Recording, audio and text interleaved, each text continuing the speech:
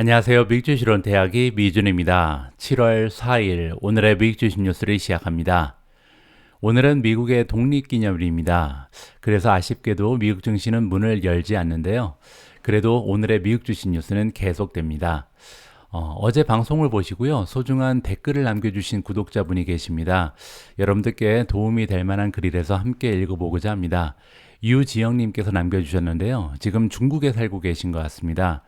중국의 전기차 3인방 리오토, 니오, 샤오펑 가운데 브랜드 가치로는 니오가 가장 높은 평가를 받습니다. 리오토는 이제 리쌍이라고 부르는 것 같은데요. 리쌍과 샤오펑은 니오에 비해 상대적으로 저렴합니다. 제 기준에는 니오가 차량 디자인이나 성능은 가장 앞서지만 가격이 비싼 것이 걸림돌이었습니다. 아무튼 현재는 리오토가 가장 앞서 나가는 듯합니다.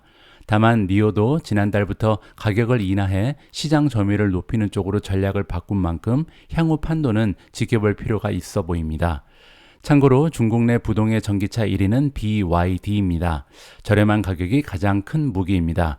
최근에는 디자인도 정말 많이 좋아졌어요 라고 소중한 현지의 정보를 나눠주셨습니다. 유지영님, 중국의 현지 따끈따끈한 소식 전해주셔서 정말 감사합니다. 제가 볼 때는요, 지금 현재 리오토 같은 경우는 이제 테슬라의 영향을 좀 덜 받는 것 같습니다. 아무래도 지금 류지영님께서 말씀해 주신 것처럼 니오 같은 경우는요, 테슬라의 그 가장 커다란 경쟁 기업이라고 볼 수가 있거든요. 이제 프리미엄 브랜드라고 우리가 평가를 할 수 있기 때문이죠. 따라서 테슬라가 가격을 인하하면서 가장 많은 타격을 받은 기업이 니오가 아닌가 개인적으로 좀 생각을 하고 있고요. 나중에 만약에 테슬라가 이제 25,000달러짜리, 뭐 2만 달러짜리도 가능할 것 같고요. 이렇게 저가의 전기차를 출시하게 되면요. 그때 가서는 이제 BYD라든지 리오토 역시도 타격을 받을 날이 오지 않을까 개인적으로 판단합니다. 어쨌든 제 생각에 가장 좋은 전기차 기업은 테슬라다. 저는 그렇게 믿고 투자를 하고 있고요. 하지만 이제 리오토 같은 경우는 최근에 실적으로 증명을 하고 있잖아요. 따라서 이런 실적이 저하될 때까지는 리오토는 제 포트폴리오 안에 계속해서 자리를 잡을 것 같습니다. 자, 오늘도 미존 패밀리 분과 함께 만들어가는 오늘의 미국 주식 뉴스 바로 시작합니다. 자, 오늘도 어제 미국 증시 시황을 확인해 보도록 하겠습니다. 오늘이 이제 독립기념일이라서 어제 미국 증시는 짧게 진행이 됐죠. 3시간 정도 문을 빨리 닫았는데요. 자, 그 와중에 지금 S&P 500은 0.12% 올라갔고요. 다우존스는 횡보를 했습니다. 자, 마지막으로 나스닥이 어제 역시도 가장 좋은 상승 추세를 기록했는데요. 0.21% 정도 올라갔습니다. 자, 어제 그 짧은 시간에 주가의 흐름을 주도했던 성장주들의 이름을 보면요. 코인베이스는 10% 이상 올라갔습니다. 11.7% 껑충 뛰어 올랐고요. 루시드가 7.26% 상승했습니다. 자, 테슬라 여러분들 잘 알고 계신 것처럼 6월 달에 판매 실적을 발표하고 나서 7% 가까운 급등 추세를 보여줬고요.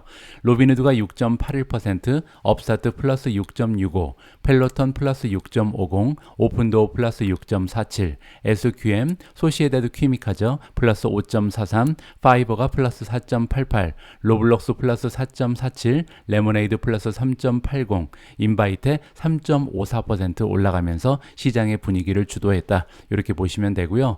자, 이번에는 미국의 메가테크 기업들의 움직임을 살펴볼 텐데요. 어제 미국 증시의 3대 지수는 모두 상승했음에도 불구하고 이 메가테크 기업들 중에는 떨어진 기업이 더 많았습니다. 자, 테슬라 알고 계신 것처럼 가장 주가의 흐름이 좋았고요. 엔비디아 0.25% 추가적으로 상승했습니다. 넷플릭스 플러스 0.2, 아마존은 0.12% 떨어졌고요. 메타가 마이너스 0.33, 구글이 마이너스 0.34, 마이크로소프트 마이너스 0.75. 어제 대체적으로 이제 메가테크 기업들은 분위기가 그저 그랬다. 이렇게 설명을 드릴 수가 있고요. 자, 여러분들 포트폴리오 관련해서 한 가지 기능을 좀 설명을 드리고 싶은데요. 여러분들 여기 나와 있는 헬스 스코어라고 한번 사용을 해보셨는지 모르겠습니다. 자, 여기 보시는 것처럼 제가 8개의 메가테크 기업들을 가지고 포트폴리오를 만들어 놨잖아요.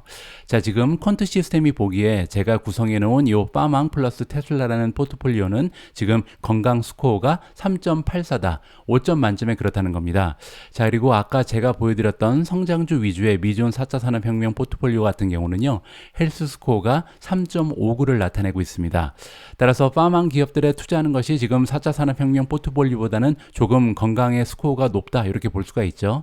자, 여기를 한번 클릭해 보시면요. 여기에 대해서 다양한 정보가 좀 제공이 됩니다. 자, 일단 가장 위쪽에는요. 전반적인 포트폴리오의 건강 점수가 나와 있습니다. 5점 만점에 3.59를 받으면서 내려가면서 지금 중간보다는 조금 더 위로 올라가 있는 것을 여러분들께서 그림으로 확인을 해 보실 수가 있고요. 자, 브레이크다운이 나옵니다. 이 포트폴리오에 포함되어 있는 종목들 중에서 지금 강력 매수를 받고 있는 종목이 19개고요. 자, 바이를 받고 있는 종목이 9개, 그리고 중립이 53개죠. 자, 셀, 매도 의견을 받고 있는 종목도 6개나 됩니다. 따라서 이 6개 종목의 이름을 보고 싶으시면 여기를 클릭하시면 티커 네임이 띄게 되는 거죠.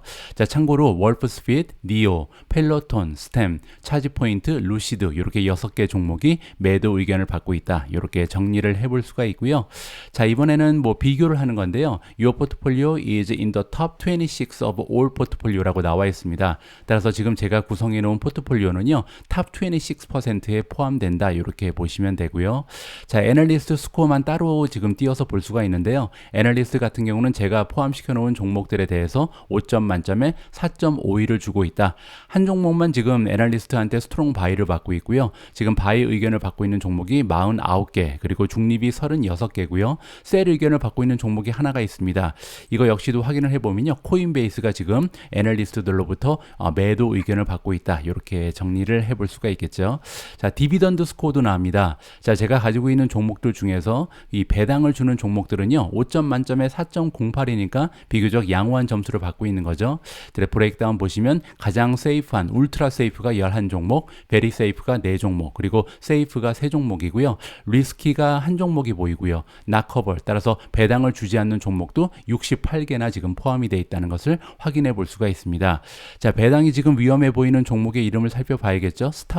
스타벅스가 향후에 배당이 줄어들 가능성, 아니면 배당이 정지될 가능성이 있다. 이렇게 지금 분석을 해주고 있습니다. 자, 밑으로 내려가시면 지금 밸류에이션 쪽에서 D 플러스를 받고 있고요. 나머지 성장성, 수익성, 그리고 모멘텀, EPS 리비전에서는 모두 B 이상을 획득하고 있잖아요. 따라서 제가 구성해 놓은 이 4차 산업혁명 포트폴리오는요, 현재 밸류에이션이 취약하다. 그렇지만 나머지 4개의 평가 기준에서는 좋은 점수를 받고 있다. 이렇게 정리가 가능합니다. 자, 그렇기 때문에 여러분들께서 이렇게 시킹 알파 들어오셔서요, 여러분들 스스로 여러분들이 투자하고 계신 종목 혹은 관심을 가지고 계신 종목을 가지고 포트폴리오를 구성하시면요, 이렇게 자세한 좀 분석 내용을 여러분들께서 직접 확인해 보실 수가 있다. 이렇게 말씀을 드리고 싶습니다. 오늘 첫 번째로 준비된 기사는 시장에 대한 전망인데요. 오늘 미국의 독립기념일인 만큼 좀 긍정적인 기사로 준비를 해봤습니다. 자, 또 다른 이유가 있다. 자, 주식시장이요, 하반기에도 휴지 랠리니까 상당히 좋은 상승을 기록할 가능성이 굉장히 높다. 그 이유가 뭔지 한번 들어보도록 하겠습니다. 자, 시장은 보통 모멘텀으로 움직인다라고 나와 있습니다. 여러분들 혹시 제가 올려드렸던 지난주인가요? 제가 퀀트 전문가 스티븐 크레스와의 인터뷰 영상을 여러분들과 공유했는데요. 거기에 이제 스티븐 크레스가 등장을 해서 이제 그 사람이 그 퀀트 시스템을 만들었잖아요. 퀀트 시스템은 여러분들 잘 알고 계신 것처럼 밸류에이션, 성장성, 수익성, 모멘텀, 그리고 마지막으로 어닝 전망에 대한 수정치가 들어갑니다. 자, 이 5가지 중에 가장 중요한 팩터가 뭐냐 이렇게 물어봤을 때 이제 스티븐 크레스가 얘기하기를 모멘텀이다. 그리고 이유는요, 그 미국 증시의 역사를 이렇게 분석을 해보면 주가의 움직임을 가장 많이 좌지우지하는 것은 모멘텀이다. 이런 얘기를 한 바가 있거든요. 여기에 같은 이야기가 나오는 거죠. 시장은 보통 모멘텀에 의해서 움직인다라고 얘기합니다. 자, 따라서 만약에 트렌드가 하나 성성이 되면, 자, one direction or another, 따라서 올라가는 트렌드가 됐던 아니면 떨어지는 트렌드가 됐던 이런 트렌드가 형성이 되면요, 보통은 계속될 가능성이 높다. 자, 언제까지 계속되냐면요, 커다란 카탈리스트가 나타날 때까지. 그 얘기는 이제 커다란 호재라든지 아니면 악재가 등장하지 않는 한 이러한 모멘텀이 계속해서 유지될 가능성이 굉장히 높다라는 것이 지금 시장의 통계에 나와 있다라고 설명을 해주고 있습니다. 자, 따라서 S&P 500이 지금 전반기에 16%나 올라갔잖아요. 따라서 우리한테 굉장히 좋은 뉴스죠. 왜냐하면 하반기에도 이렇게 전반기의 추세가 이어질 가능성이 굉장히 높다. 우리가 좀 기대감을 높여볼 수가 있는 겁니다. 자, 하지만 이번 주식시장은, 즉 2023년의 주식시장은요, 우리가 고려해야 할 점이 한 가지 더 있다라고 얘기합니다. 자, 그게 뭐냐면요, 2023년 같은 경우는 전반기만 좋았던 것이 아니라 작년에 굉장히 좋지가 않았죠. 작년에 주가가 많이 떨어진 다음에 지금 상반기에 랠리를 거듭하고 있잖아요. 따라서 이렇게 작년은 좋지 않았고, 그리고 전반기에 좋았을 때 통계가 어떻게 나와 있는지 우리가 주식시장의 역사를 살펴볼 필요가 있다. 이렇게 정리가 가능합니다.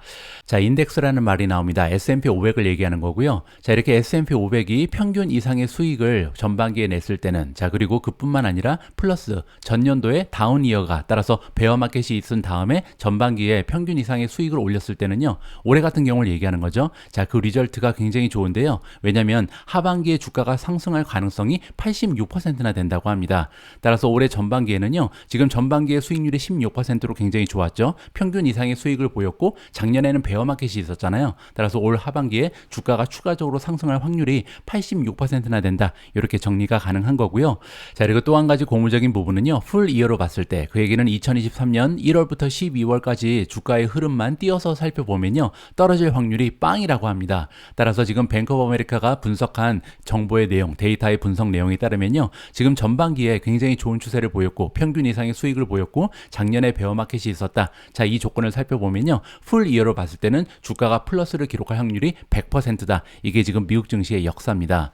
자, 또 한 가지의 아주 긍정적인 숫자가 등장을 합니다. 이번에는 에버리지 세컨 하프 리턴입니다. 자, 이 얘기는 2분기의 평균 수익률을 얘기하는 거죠. 자, under those circumstances. 자, 이 얘기는요, 두 가지의 조건이 있었을 때, 따라서 전년도에는 베어 마켓이 있었고, 그리고 전반기에 평균 이상의 수익률을 올렸을 때, 올해 같은 경우를 얘기하는 거고요. 자, 이런 경우에 하반기의 평균 수익률은 무려 11.1%였다고 합니다. 자, 그 얘기는요, 올해 말이 됐을 때 이 S&P 500의 지수는요, 4,945를 찍을 것이다. 뭐 역사적 통계가 그렇다. 이렇게 우리가 살펴볼 수가 있는 거죠. 자, 미국 증시의 통계 두 가지만 더 소개를 드리겠습니다. 굉장히 긍정적인데요. 자, 일단 첫 번째로 전반기의 수익이 10%를 넘었을 때, 올해 같은 경우는 16%이기 때문에 해당이 되죠. 자, 이렇게 전반기의 상승률이 10%를 넘었을 때는요, 하반기에도 비슷한 사이즈로 올라갈 가능성이 46%나 된다고 합니다. 따라서 한 반 정도의 확률을 가지고 우리가 하반기에도요, 16% 비슷한 수익률을 기대해 볼 수가 있는 거죠. 자, 또 한 가지의 긍정적인 소식은 뭐냐면요, 20% 이상 풀이어 게인이 나올 수 있다. 자, 이 얘기는 뭐냐면요, 전반기에 10% 이상 올라간 해에는요, 전반적으로 이제 1년 통계를 봤을 때 20% 이상 올라갈 확률이 68%나 된다고 합니다. 따라서 올해 같은 경우는 10%를 훌쩍 뛰어넘었죠. 따라서 올해 말이 됐을 때 1년간의 수익률이 20%를 넘어갈 확률이 거의 70% 가까이 된다. 이렇게 긍정적인 통계를 여러분들께 전달해 드릴 수 있었습니다. 자, 마지막으로 한마디만 더 전해드리면요, 여기 나와 있는 것처럼 역사가 개런티를 해주지는 않는다.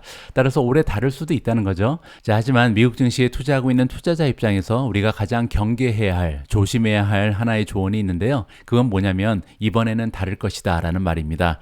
따라서 역사는 반복되는 경우가 굉장히 많다는 거죠. 자, 올해도 미국 증시의 역사가 반복되기를 바람해 봅니다. 자, 앞의 기사에 따르면 역사적인 통계를 봤을 때 올해 2023년 하반기에도요, 우리가 미국 증시의 상승을 좀 기대해 볼 수 있다. 이렇게 결론을 낼 수가 있는데요. 자, 이번에는 반대쪽의 이야기를 좀 들어볼까 합니다. 바클레이라는 투자기관의 의견에 따르면요, S&P 500이 굉장히 위험해 보인다. 따라서 앞으로 좀 조심할 필요가 있다라는 의견을 피력하고 있습니다. 자, 참고로 바클레이 같은 경우는요, 올해 목표 주가가 3,725입니다. 따라서 굉장히 많이 떨어질 것을 예상하던 그런 기관이었거든요. 자, 그들이 들려주고 싶은 이야기가 뭔지 한번 들어보도록 하겠습니다. 자, Financial Institution, 이게 이제 바클레이를 얘기하는 거고요. 바클레이가 지금 강조를 하고 있는데요, 포텐셜 리스크를 가지고 있다. 따라서 주식시장에 지금 잠재적인 위험이 있다라고 얘기하는 거고요. 자, 그 잠재적인 위험은 뭐냐면 바로 EPS 전망치가 계속해서 떨어질 가능성이 높다라고 얘기합니다. 자, 그것도 S&P 500을 이루고 있는 많은 기업들, 따라서 대부분의 종목들이요, 앞으로 다가오는 미래에 어닝 실적이 저하될 것이다. 이렇게 보고 있는 거고요. 자, 아까 제가 잠깐 보여드렸던 것처럼 지금 바클레이 같은 경우는 올해 말이 됐을 때 3,725까지 S&P 500 지수가 떨어질 거라고 예상을 했잖아요. 자, 그 이유를 살펴보면요, EPS의 전망치가 굉장히 낮습니다. 다른 투자 기관에 비해서 현저하게 낮은 수치를 지금 보여주고 있잖아요. 자, 주가는 실적 곱하기 멀티플인데요. 물론 이제 멀티플이 높은 편은 아닙니다. 18.6배를 주고 있는데요. 가장 이제 현저하게 다른 투자 기관과 차이가 있는 것은 다른 투자 기관에 비해서 실적에 대한 전망을 굉장히 낮게 설정하고 있다. 따라서 바클레이는 지금 이미 예전부터요, 미국 기업들의 실적이 저하될 것이다. 이러한 예상을 하고 있었던 기관이라는 것을 참고하시면 좋을 것 같습니다. 자, 바클레이의 의견에 따르면 뭐냐면요. 섹터들 중에 이제 2023년 들어서 언더웨이 된 그런 섹터들이 있었다. 자, 그 얘기는 투자 자금이 빠져나간 섹터들이 있다는 거죠. 자, 이런 섹터들이 있었기 때문에 이 이얼 투 데이스로 봤을 때 기술주들, 테크주들이 굉장히 좋은 상승을 보일 수 있었다. 이렇게 얘기하고 있습니다. 자, 이 얘기가 뭐냐면요. 제가 어제 방송에서 잠깐 보여드렸는데 2023년 들어서 지금 S&P 500이 16%나 급등했잖아요. 하지만 전체 11개 섹터 중에서 떨어진 섹터가 무려 5개나 됩니다. 자, 그 중에서도요. 유틸리티라든지 금융 섹터 같은 경우는 7% 이상 마이너스를 보였거든요. 따라서 이런 섹터들에 들어가 있던 자금이 다 빠지고요. 이 자금이 지금 기술주 위주로 움직이면서 이 테크주들이 굉장히 좋은 상승세를 보일 수 있었다. 이렇게 설명을 하고 있는 거죠. 자, 그 이유가 설명되고 있는데요. 자, 지금 시장의 참여자들이 어디에 지금 관심을 가지고 있냐면 일단 처음은요. 발란스 시트 스트렝스입니다. 자, 이 얘기가 뭐냐면요. 메가테크 기업들을 선호할 수밖에 없었던 이유는 여러 가지 경제에 대한 불안감이 있었기 때문이다. 여러 가지 시장에 대한 불확실성이 있었기 때문에 비교적 안전한 메가테크 기업들로 자금을 옮겼다. 이렇게 설명하는 거고요. 자, 두 번째 이유는 우리가 잘 알고 있는 것처럼 AI의 하입이 있었다. 따라서 인공지능에 대한 엄청난 열기가 확산되면서 이 두 가지의 이유로 인해서 투자 자금이 메가테크 기업들로 옮겨갔다. 이렇게 설명을 해주는 거죠. 자, 하지만 바클레이가 보기에는요. 자, 이렇게 엑스트라 오디너리 네로니스가 이끄는 시장. 자, 이 얘기는요. 투자 자금이 몇몇 종목에 완전히 집중되는 그런 현상을 얘기하는 거죠. 자, 이런 식으로 형성되는 상승장은요. 지속될 수 없다라고 얘기합니다. 물론 굉장히 합리적인 논리가 들어가 있죠. 자, 무슨 얘기냐면요. 우리가 2020년에 경험한 것처럼 시장에 이제 유동성이 증가한다라고 얘기하죠. 돈을 풀게 되면 시장에 돈이 많이 들어오잖아요. 자, 그러면서 여러 가지 종목이 동시 상향하는 이런 긍정적인 추세랑은 다르다고 얘기하는 겁니다. 시장의 돈은 한정적인데 다른 쪽에 있던 그 시장의 돈이 빠져나와서 지금 테크주에 들어가서 테크주가 올라간 거잖아요. 따라서 이런 식으로 형성되는 상승 추세는 장기적으로 지속될 수 없다. 따라서 하반기에 들어서는요. 펀더멘탈이 지배를 할 것이다 라고 얘기하고 있습니다. 자, 우리의 견해에 따르면 자, 이것은 지금 현재 시장은 굉장히 커다란 리스크를 주식시장에 안겨주고 있다. 자, 두 가지의 리스크를 얘기하는데요. 자, 첫 번째 리스크는요. 자, 지금처럼 굉장히 높은 집중도가 있는 그런 시장에서는 따라서 아까 말씀드린 것처럼 네로우 브레스라고 부르는 거죠. 주식이 전반적으로 올라가는 것이 아니라 일부 종목이 주도하는 상승 추세는요. 포셔도우다. 포셔도우는 이제 앞에 그림자가 있는 거니까 징조가 된다는 거죠. 어떤 징조가 되냐면요. 조만간에 풀백이 일어날 것이다. 하락장이 나타날 가능성이 굉장히 높다. 첫 번째 리스크를 얘기하는 거고요. 자, 두 번째 리스크는 여기 나와 있습니다. AI의 수혜주를 제외하고는 따라서 엔비디아 같이 갑자기 이제 어닝이 급등하는 이러한 종목들을 제외하고는요. 아마도 S&P 500을 이루는 나머지 종목들의 어닝의 전망은요. 앞으로 계속해서 떨어질 가능성이 높다. 따라서 지금 미국 경제가 좋지 않다. 이런 얘기를 하고 있는 거죠. 따라서 S&P 500의 전반적인 어닝의 전망치가 계속 떨어지면서 우리가 예상했던 대로 주가가 하락할 것이다. 이런 얘기를 하고 있는 겁니다. 다시 한번 보여드리지만 지금 $200 정도밖에 만들지 못할 것이다 라고 EPS의 전망을 안겨주고 있잖아요. 자, 거기에 만약에 PE 레이시오, 밸류에이션이 18.6배까지 떨어지면 지금 목표 주가가 3,725가 나오기 때문에 현재는 너무 뜨거워져 있는 장추세다. 조만간 조정이 나타날 것이다 라는 것이 그들의 의견입니다. 자, 직접 확인해 보신 것처럼 바클레이의 시장 전망은 굉장히 어둡습니다. 자, 그런데요. 어제 발표된 경제 지표 중에 이러한 바클레이의 주장을 어떻게 보면 뒷받침할 만한 그런 수치 하나가 보고돼서요. 여러분들과 함께 잠깐 체크해 보도록 하겠습니다. 자, 미국의 6월달 PMI 지수가 어제 발표가 됐습니다. PMI는 여러분들 기억하시겠지만 펄처싱 매니저즈 인덱스죠. 펄처싱 매니저는요. 각 기업에서 구매 담당을 하는 매니저를 얘기합니다. 따라서 이들은요. 지금 현재 기업의 추세가 어떤지, 우리 기업이 비즈니스가 어떤지 가장 쉽게 파악을 할 수 있는 그런 위치에 있는 사람들이거든요. 따라서 PMI 지수라는 건요. 이 사람들이 볼 때 전달에 비해서 지금 우리 비즈니스가 좋아지고 있다. 그러면 이제 50 이상으로 PMI 지수가 나오게 되고요. 만약에 전달에 비해서 지금 비즈니스가 하락하고 있다라는 느낌을 받게 되면 PMI 지수가 50 이하로 떨어지게 됩니다.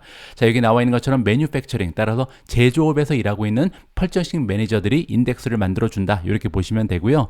자, 어제 6월 달에 결과가 발표가 됐는데 46.3이 나왔습니다. 따라서 50 이하기 때문에 전달에 비해서도 비즈니스가 안 좋아지고 있다. 이런 평가를 해준 거죠. 자, 컨센서스는 46.3이었기 때문에 맞아 떨어졌고요.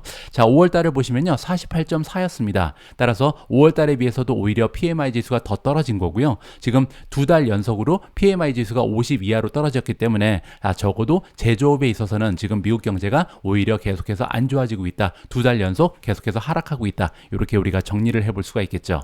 자, 어제 같은 경우는요, 유럽 쪽의 PMI 지수도 발표가 됐습니다. 자, 보시는 것처럼 UK, 영국 쪽의 PMI 지수를 보시면요, 자, 매뉴팩처링 제조업이죠. 46.50이 나왔는데요. 자, 5월 달에는 47.10이었기 때문에 5월 달에 비해서 오히려 하락을 했고요. 따라서 2달 연속으로 계속 50 이하로 형성되고 있다. 따라서 지금 영국 쪽에도 굉장히 좀 안 좋은 경제의 상황이 연출되고 있다고 볼 수가 있는 거고요.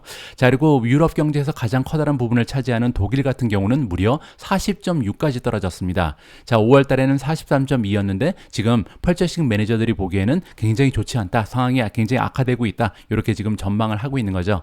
따라서 지금 미국도 그렇고 유럽도 그렇고 아직까지는 기업들이요, 굉장히 좀 비즈니스 현황이 어려운 상태다. 특히 제조업은 그렇다. 이렇게 정리를 해드릴 수가 있겠습니다.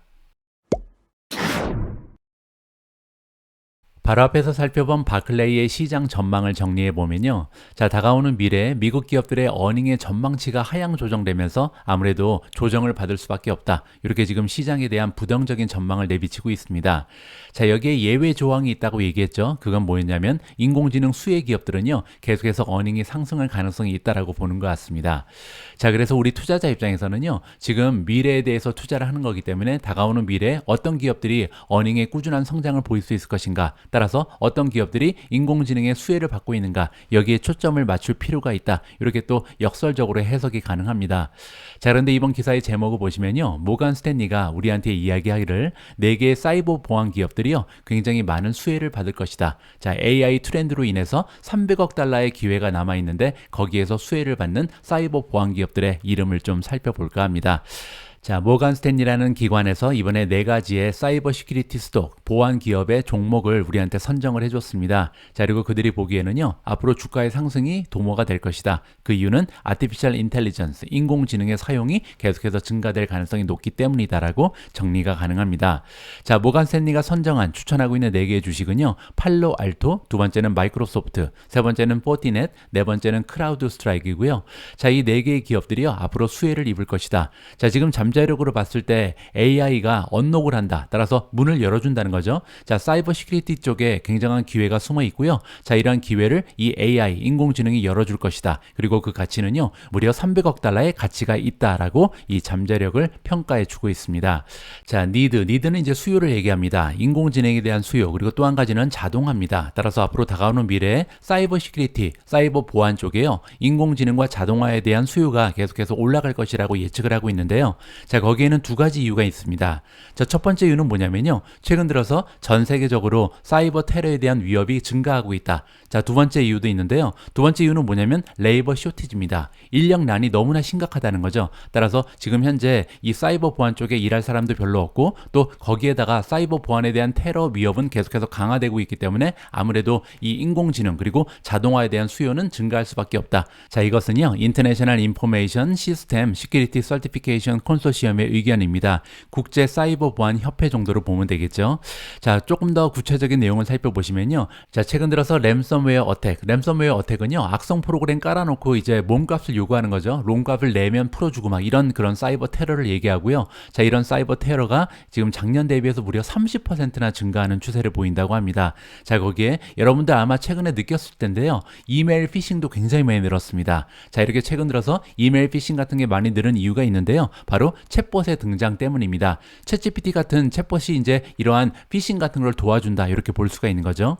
자, 따라서 이러한 추세가 우리한테 보여주는 것은 뭐냐면요, 다가오는 미래의 사이버 시큐리티 쪽에 인력난이 굉장히 극심해질 것이다. 자, 무려 340만 명조의 사람이 모자랄 것이다 라고 얘기하고 있습니다. 자, 따라서 우리 아이들은 이제 사이버 시큐리티 쪽에 취직을 하면 되겠네요. 그죠? 자, 어쨌든 이렇게 제너레티브 AI, 자, 최근 들어서 생성형 AI가 이용되고 있다라고 나와 있습니다. 몰웨어라는 것은 이제 악성 소프트웨어 프로그램을 얘기하는 거죠. 악성 소프트웨어를 만들기 위해서 AI가 기여를 하고 있다. 그렇기 때문에 예전에 비해서요, 점점 더 빠르게 이러한 그 테러에 이용될 수 있는 악성 프로그램이 만들어질 수 있다라고 얘기하는 거죠. 자, 그 얘기는요, 다시 얘기해서 기업 입장에서는 너무나 많은 사이버 테러를 당할 가능성이 높죠. 따라서 사이버 기업들은요, 앞으로 계속해서 인공지능의 힘이 필요하다, 자동화를 해야 된다, 이렇게 지금 모간 스탠리의 애널리스트가 넌지시 알려주고 있습니다. 자, 이런 상황이기 때문에 앞으로 다가오는 다가오는 미래에 사이버 보안 기업에 대한 수요가 급등할 것이다. 이렇게 정리가 가능한 거고요. 자, 모건 스탠리가 보기에는 다음과 같은 4개의 기업이 가장 많은 수혜를 입을 것이다. 이렇게 정리를 해드릴 수가 있겠습니다. 자, 첫 번째 추천되고 있는 주식은 크라우드 스트라이크이고요. 크라우드 스트라이크 같은 경우는 지금 목표 주가가 175.73입니다. 그렇게 되면요, 앞으로 다가오는 1년 동안 20% 정도 추가적으로 주가가 상승할 수 있다. 이렇게 보고 있는 거고요. 자, 두 번째는 마이크로소프트. 마이크로소프트 역시도 지금 사이버 보안 쪽에 굉장한 존재감을 가지고 있는 기업이다. 이렇게 볼 수가 있는 거고요. 자, 업사이드는 1.56%에 불과합니다. 자, 지금까지도 주가가 많이 상승했기 때문이죠.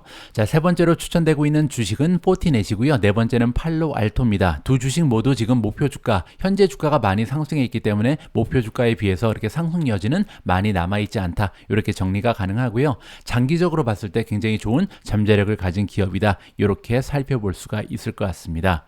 자, 이번에는요, 시킹알파의 분석 툴을 이용을 해서 앞에서 추천되고 있는 4가지의 사이버 보안 기업의 펀드멘탈을 잠깐 살펴볼까 합니다. 자, 새로운 기능이 추가됐다고 저번에 말씀드렸죠. 자, 시킹알파 들어오셔서요, 검색창에 그냥 컴페어라고 치시면 됩니다. 그리고 나서 여러분들이 비교 분석하고 싶으신 이 티커의 이름을 그냥 찍기만 하면 되거든요. 자, 첫 번째 크라우드 스트라이크였죠. 여기 찍고요. 그리고 나서 두 번째 종목은 마이크로소프트였죠. 자, 세 번째는 포티넷입니다. 포티넷. 그리고 마지막 종목은 팔로알토였죠. 자, 팔로알토 PANW 이렇게 찍으면요, 자, 4가지의 종목을 분석할 수 있는 이 도표가 그대로 나타나게 됩니다. 자, 벌써 떴네요. 여기 보시는 것처럼 크라우드 스트라이크, 마이크로소프트, 포티넷 그리고 팔로알토에 대한 다양한 분석 자료가 여기에 전시가 되게 되고요. 자, 일단 레이팅을 보시면 크라우드 스트라이크가 딱 한눈에 봐도 가장 좋은 평가를 받고 있습니다. 퀀트 레이팅은요, 나머지 종목은 모두 보유 의견을 받고 있는데 혼자 강력 매수를 획득하고 있고요. 자, SA 애널리스트, 따라서 시킹알파 연계되어 있는 준 전문가들이죠. 주식 전문 블로거들이 주는 점수를 봐도 지금 크라우드 스트라이크 그리고 팔로알토 딱 두 종목만 매수 의견을 받고 있고요. 마이크로소프트랑 포티넷은 홀드에 머물러 있습니다. 자, 마지막으로 월가에서 일하고 있는 전문가들, 애널리스트들이 주는 점수를 보시면요, 나머지 종목은 모두 매수에 불과한데 크라우드 스트라이크 혼자만 강력 매수를 받고 있는 상황이다. 이렇게 정리가 가능하고요. 자, 퀀트 팩터 그레이드를 보시겠습니다. 자, 일단 가장 먼저 밸류에이션을 보시면요, 4종목 모두 굉장히 비싼 주식이라는 것을 우리가 간파해 볼 수가 있습니다. 특히 이제 마이크로소프트 같은 경우는 유일하게 F 학점을 받고 있기 때문에 가장 좀 주가의 흐름이 최근에 좋았다는 것을 여기서 간파해 볼 수가 있는 거고요. 자, 두 번째 성장률을 보시면요, 지금 현재 대부분의 종목 다 성장주답게 A를 받고 있는데요, 마이크로소프트 혼자만 외롭게 D 플러스를 받고 있습니다. 자, 여기에는 이유 하나가 있는데요, 다른 기업들에 비해서 마이크로소프트는 다양한 비즈니스 모델을 가지고 있잖아요. 비즈니스가 다각화돼 있죠. 따라서 여기에는 경기에 민감한 비즈니스들이 들어가 있다. 이 부분을 우리가 간파해 볼 수가 있는 거죠. 특히 최근에 이제 컴퓨터의 수요가 굉장히 감소하고 있죠. 컴퓨터 업계가 최악의 그런 바닥을 찍고 있거든요. 따라서 뭐 윈도우 같은 데서 들어오는 매출이 굉장히 많이 줄어들었다. 이렇게 우리가 이해를 해볼 수가 있는 거고요. 자, 수익률 같은 경우는 4종목 모두 A를 받고 있습니다. 물론 이제 마이크로소프트, 포티넷이 조금 더 좋은 평가를 받고 있는 것 같고요. 자, 모멘텀을 보시면 3종목은 좋아 보이는데요, 크라우드 스트라이크 혼자만 지금 C 플러스를 받고 있습니다. 따라서 최근에 주가 흐름이 가장 좋지 않았다는 것을 여기서 우리가 간파를 해볼 수가 있는 거겠죠. 자, 밑으로 조금 더 내려오시면요, 배당을 주는 기업이 있습니다. 마이크로소프트가 가지고 있는 가장 커다란 매력 중에 하나죠. 자, 0.8% 정도 포워드 일드 배당률을 우리가 기대해 볼 수가 있는 굉장히 좋은 기업이고요. 자, 밸류에이션을 잠깐 보도록 하겠습니다. PE 레이쇼를 보시면요, 포워드로 봤을 때 크라우드 스트라이크는 아직까지 적자를 면치 못할 것이다. 이렇게 우리가 살펴볼 수가 있는 거고요. 마이크로소프트는 35.7배의 거래가 되어 있고요. 자, 포티넷 같은 경우는 62.2배, 그리고 마지막으로 팔로알토는요, 무려 223배의 거래가 되고 있는 상황입니다. 따라서 밸류에이션이 지금 3종목 모두 너무나 높다. 거기에 크라우드 스트라이크는 아직 적자 기업이다. 이 기업들의 약점을 우리가 발견해 볼 수가 있는 거고요. 자, 다음은 성장 추세를 보도록 하겠습니다. 매출의 성장 추세가 가장 좋은 종목은 역시 크라우드 스트라이크이고요. 자, 과거 12개월 동안은 49% 성장했고요. 다가오는 12개월 동안 크라우드 스트라이크는 38.96% 정도의 성장을 기대해 볼 수가 있습니다. 자, 반면 마이크로소프트는 11.9% 가장 낮은 성장률을 기대할 수 있는 기업으로 표시가 되고 있고요. 자, 밑으로 조금 더 내려와서 수익률을 보도록 할 텐데요. 자, 넷인컴 마진, 순이익 마진이 중요하겠죠. 자, 마이크로소프트가 33%, 포티넷이 20.4%, 팔로알토는 3.3%에 불과합니다. 자, 반면 크라우드 스트라이크는요, 마이너스 6%, 아직까지 적자 기업이죠. 자, 그런데 그 밑에 보시면요, 프리 캐시플로우가 있는데요. 프리 캐시플로우를 기준으로 했을 때는 크라우드 스트라이크가 이미 33%라는 굉장히 건강한 현금 흐름을 만들어내고 있습니다. 자, 이 얘기는요, 다가오는 가까운 미래에 크라우드 스트라이크 역시 적자에서 흑자로 전환될 가능성이 굉장히 높다. 이 부분을 우리가 살펴볼 수 있을 것 같습니다. 자, 마지막으로 한 가지만 더 보여드릴 텐데요. 자, 밑으로 쭉 내려와서 발란시트를 좀 보도록 하겠습니다. 자, 여기 토탈 데투 에퀴티가 있죠. 에퀴티는 자기 자본이고요. 뎃은 부채죠. 따라서 내가 가지고 있는 나의 돈이 더 많은가, 아니면 뎃, 부채가 더 많은가, 이 부분을 살펴볼 수가 있는 건데요. 자, 크라우드 스트라이크는 48.6%입니다. 따라서 내가 가지고 있는 돈이 100만 원이면 남한테 빌린 돈은 48만 6천 원인 거죠. 자, 그런데 여기 보시면요, 포티넷이 굉장히 심각합니다. 9,394%잖아요. 자, 그 얘기는 내가 가지고 있는 나의 돈이 100만 원이면 빌린 돈이 9,400만 원이다. 따라서 지금 발란시트를 보면 가장 좀 불안한 추세를 보이는 것이 포티넷이다. 뭐 팔로알토 역시도 부채가 자기 자본에 비해서는 300% 정도 더 많다는 것을 확인해 볼 수가 있었습니다. 참고하시면 좋을 것 같습니다. 지난주 발표됐던 미국 증시의 뉴스 중에서 가장 흥미진진했던 보도 내용은요, 일론 머스크랑 마크 저커버그가 링 안에서 격투기를 벌일 것이다, 이런 보도 내용이었던 것 같습니다. 자, 그런데요, 처음에는 이제 조크처럼 느껴졌는데 이게 실현될 가능성이 굉장히 높아 보입니다. 자, 그 이유를 잠깐 설명드리죠. 자, 일단 첫 번째로요, 이 두 사람의 시합이 정말로 나타날 가능성이 높아진 이유가 뭐냐면 날짜가 지금 등장하고 있습니다. 뭐 정확한 날짜는 아닌데요, 원래는 이제 가을쯤에 하겠다라고 예상이 됐었는데 이제 8월 달에 가능하다라는 내용이 등장을 했거든요. 자, 월요일 날 CNBC의 데이비 파브가 이런 얘기를 했다. 구체적으로 이제 8월 달에 한다. 이런 얘기가 등장을 한 사항이고요. 자, 뉴욕 타임즈에서도 최근 들어서 두 사람이 만나서 이 경기에 대한 동의가 이루어지고 있다. 뭐 이러한 보도 내용이 있었습니다. 자, 그리고 한 가지 결정적인 게 있는데요. 자, 여기 보시는 것처럼 두 사람이 지금 동의를 하기를 이번 시합은요, 체리티의 컴포넌트를 가질 것이다. 자, 체리티를 한다는 것은요, 자선 기금을 마련하겠다, 이렇게 지금 얘기한 거죠. 자, 그 얘기는요, 두 사람의 경기를 할 만한 명분이 생겼다는 겁니다. 그냥 싸움을 할 수는 없잖아요, 두 사람이. 근데 이제 명분이 생긴 거죠. 우리 둘이서 뭐 친선 경기를 하면서 자금을 모아서 이 자금을 가지고 좋은 일에 사용하겠다, 이러한 좋은 명분이 하나 등장을 했기 때문에 아무래도 두 사람의 격투기 경기가 정말로 일어나지 않을까 기대감을 높여볼 수 있는 기사였습니다. 자, 그리고 기사 하나를 더 보시면요, 자, 인스타그램이요, 드디어 트위터의 라이벌 애플리케이션인 뚜레스라는 것을 앱스토어에 설치를 한다, 이렇게 지금 나와 있거든요. 따라서 정말로 이제 뭐 온라인 상에서도 그렇고 비즈니스적으로도 그렇고 그 다음에 두 사람의 CEO가 맞짱을 뜨는 그런 모습을 보여주고 있습니다. 자, 인스타그램이 이번에 오퍼를 했다. 트위터의 라이벌 애플리케이션을 오퍼를 한다라고 나와 있고요. 자, 아이폰 사용자를 위해서 애플의 앱스토어에 이제 프리오더를 했다. 이 얘기는요, 아직까지 다운로드를 받을 수는 없지만 조만간 가능하다라고 이해가 가능합니다. 자, 구체적인 날짜는 목요일이라고 지금 나와 있고요. 따라서 인스타그램에 텍스트 버전이 등장을 했다. 그리고 그 이름은 뚜렛이다. 이렇게 보시면 될 것 같습니다. 자, 뚜렛이라는 그 애플리케이션에 대한 자체 설명을 좀 읽어보면요. 자, 커뮤니티를 형성을 해서 우리가 함께 디스커션을 한다. 따라서 지금 현재 우리가 가장 케어하는, 우리가 관심을 많이 가지고 있는 토픽에 대해서 우리가 토론을 진행할 수 있다라고 나와 있고요. 자, 그리고 내일 트렌드가 될 만한, 따라서 내일을 이끌, 우리의 미래를 이끌 만한 주제를 가지고 함께 토론하는 장이 될 것이다. 이게 지금 애플리케이션에 나와 있는 디스크립션, 설명이라고 보시면 될 것 같습니다. 자, 따라서 앱 디스크립션만 읽어봐도요, 지금 트위터가 수행하고 있는 기능을 그대로 따라가겠다, 정면적으로 도전하고 있는 거죠. 자, 그리고 지금 그 트위터에 비해서요, 인스타그램이 한 가지 유리한 점이 있습니다. 왜냐면요, 인스타그램은 이미 많은 사용자를 가지고 있잖아요. 자, 그런데 그러한 사용자를 그대로 옮길 가능성이 있죠. 자, 예를 들어서 우리가 이제 팔로우하고 있는 친구나 아니면 크리에이터가 있다고 생각을 하면요, 이러한 크리에이터들이 만약에 이 새로 만들어지는 뚜렛이라는 애플리케이션을 옮기게 되면요, 그 팔로우들이 그대로 따라갈 가능성이 굉장히 높아 보입니다. 따라서 이 페이스북 그리고 인스타그램, 거기에다가 왓츠앱까지 형성하고 있는 다양한 플랫폼을 가지고 있는 메타가요, 이번에 강력한 도전장을 내밀고 있다. 이렇게 우리가 정리를 해볼 수가 있을 것 같습니다. 자, 다음은 애플 관련된 소식입니다.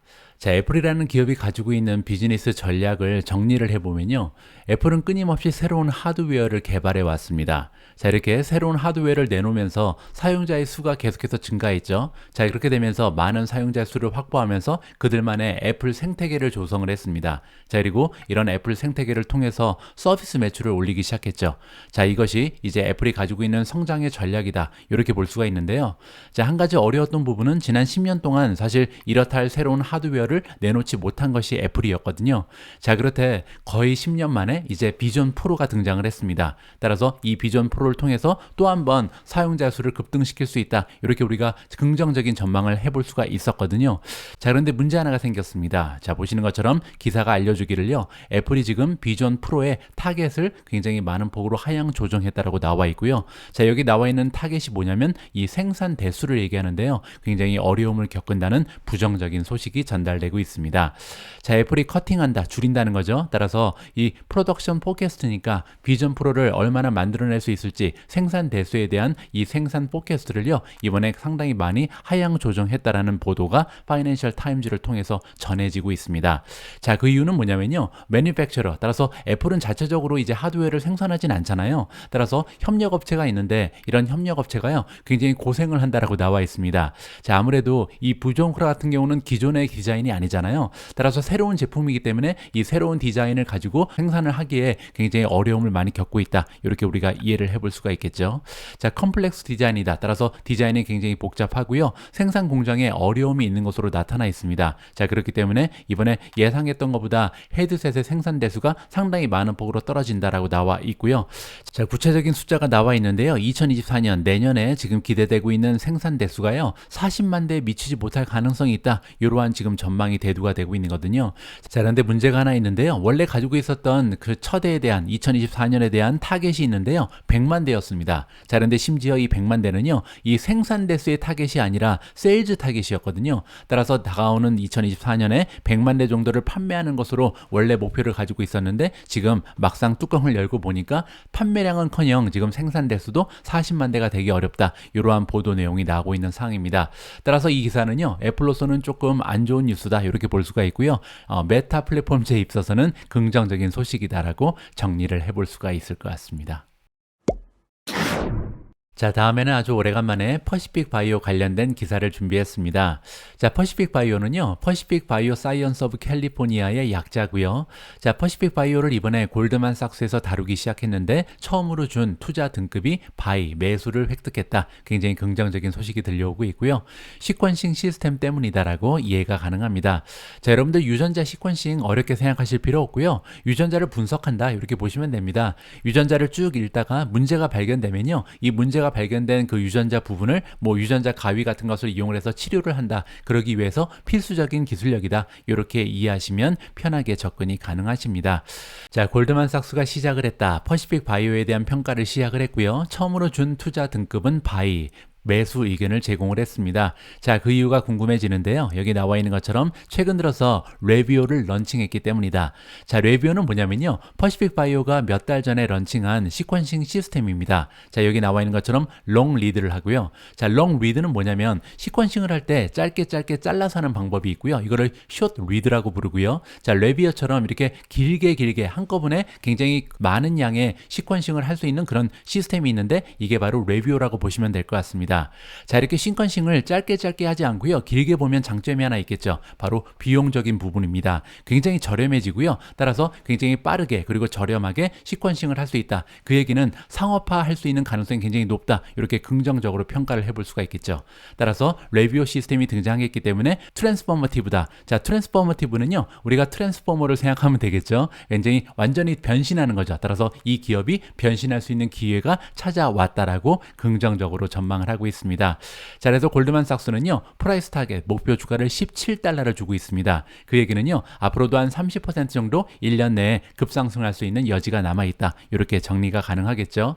자, 애널리스트 이름은 매튜 사익스고요. 자, 이 전문가가 얘기하기를 레비오라는 시스템은요. 가장 믿을만하다. 그리고 롱텀이니까요. 굉장히 장기간 경쟁력이 확보가 됐다라고 얘기합니다. 자, 그렇기 때문에 챌린지를 할 수 있는데요. 누구를 챌린지하냐면 이 분야 유전자 시퀀싱에서 가장 강력한 기업은 일루미나입니다. 자, 그런데 일루미나는 숏 리드를 하거든요. 짧게 잘라서 한다고 제가 말씀드렸죠. 따라서 일루미나를 이길 수 있는 하나의 무기가 형성됐다. 이렇게 지금 얘기하는 거죠. 제가 아까 말씀드린 것처럼 굉장히 좀 길게 롱 리드를 하게 되면요, 비용이 많이 절감되고 빠르게 시퀀싱을 하게 됩니다. 그렇게 되면 상업용으로 적합하다. 이렇게 우리가 기대감을 올려볼 수가 있는 거고요.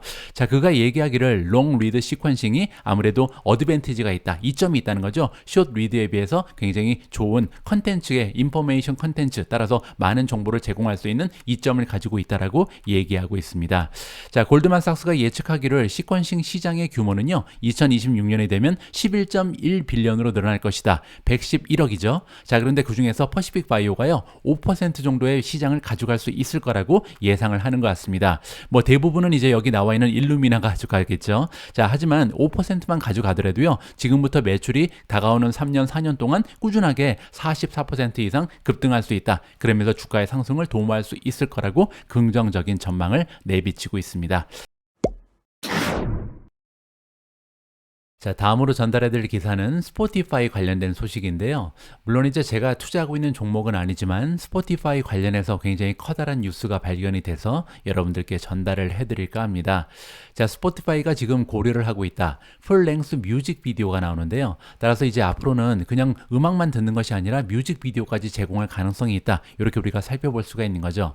자, 저 같은 경우는요, 굉장히 좀 좋은 아이디어라고 생각을 합니다. 저 같은 경우는 항상 유튜브를 통해서 이제 음악을 듣는데 그 이유는 이제 두 가지 정도가 있습니다. 첫 번째는요, 노래하고 있는 사람을 보고 싶은 그런 마음이 있거든요. 그냥 이제 음악만 듣는 거랑 사람이 어떠한 모습을 가지고 어떠한 감정을 가지고 노래를 하는지 바라보는 것은 굉장히 커다란 차이가 있다라고 생각이 되고요.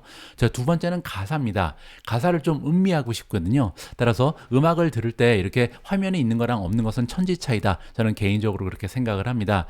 따라서 알파벳의 유튜브 그리고 바이트댄스의 틱톡과 경쟁하기 위해서 뮤직비디오를 애플리케이션에 심는다. 굉장히 커다란 뉴스가 발견이 된다. 개인적으로 판단을 하고 있습니다. 자, 지금 그래서 스포티파이 같은 경우는요, 이 생각, 이 계획을 파트너들과 협상을 진행하고 있다라고 블룸버그에서 금요일날 보도를 했다. 이렇게 이해가 가능하고요.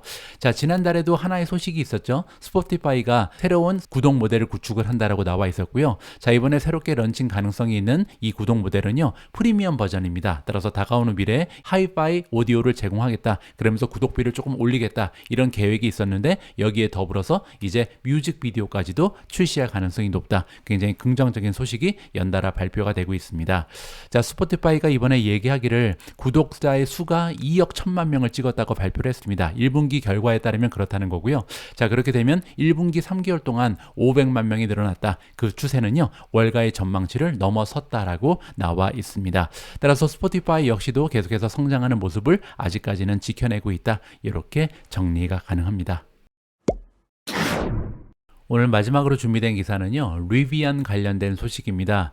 어제 미국 증시가 굉장히 짧았는데 그 와중에 리비안 주가가 17% 이상 폭등을 했습니다. 굉장히 좋은 결과가 발표가 됐거든요. 자, 리비안 오토모티브가 월요일날 발표를 하기를 생산 대수는 13,992대를 찍었습니다. 2분기 따라서 4월달, 5월달, 6월달 이렇게 3개월 동안 만들어낸 생산 대수고요. 자, 그리고 판매 대수는 12,640대를 지금 발표를 했는데요. 자, 이 수치는 시장의 전망치가 11,300대밖에 되지 않았기 때문에 현저히 좋은 실적이 발표가 된 거죠. 자, 그리고 한 가지 더 중요한 부분이 있었는데요. 자, 어제 얘기를 하기를 온 더 트랙이다. 자, 그들이 가지고 있었던 원래 가이던스가 있었습니다. 올해 5만 대 정도의 전기차를 생산할 것이다. 이렇게 가이던스를 제시했었는데요. 이 가이던스에 온 더 트랙이다. 따라서 올 말이 됐을 때 5만 대 생산 가능하다. 다시 한번 재확인을 해줬다라고 합니다. 따라서 불안한 마음을 가지고 있었던 투자자들이 환호성을 질렀다. 이렇게 이해해 볼 수가 있는 거고요. 자, 리비안 같은 경우는 2분기 어닝 실적을요, 8월 8일 날 발표할 예정이 있습니다. 따라서 8월 8일 날 추가적으로 좋은 어닝을 발표할 가능성이 높아지고 있다. 이렇게 긍정적으로 해석이 가능할 것 같습니다. 저 같은 경우는 리비안에 투자를 하고 있지는 않습니다. 하지만 그 아마존을 통해서 간접 투자를 하고 있거든요. 따라서 아마존의 주주 입장에서 리비안에 이렇게 좋은 실적을 만들어내고 있다는 것은 굉장히 뿌듯한 일이다. 이렇게 정리를 해드리겠습니다. 7월 4일 보내드린 오늘의 빅 주식 뉴스는 여기까지입니다. 오늘 방송도 마지막까지 함께 해주신 분들께 감사의 말씀을 드립니다. 그리고 미중 구독자분들 중에요, 무려 25% 정도는 미국에 거주를 하고 계십니다. 지금 미국에 계신 분들은요, 공휴일을 맞이하셨을 텐데 즐거운 마음으로 멋진 휴일 만들어 가시기 바랍니다. 우리 모두가 미국 주식 투자로 은퇴하는 그날까지 다 함께 화이팅입니다. 행복한 하루 되세요. 감사합니다.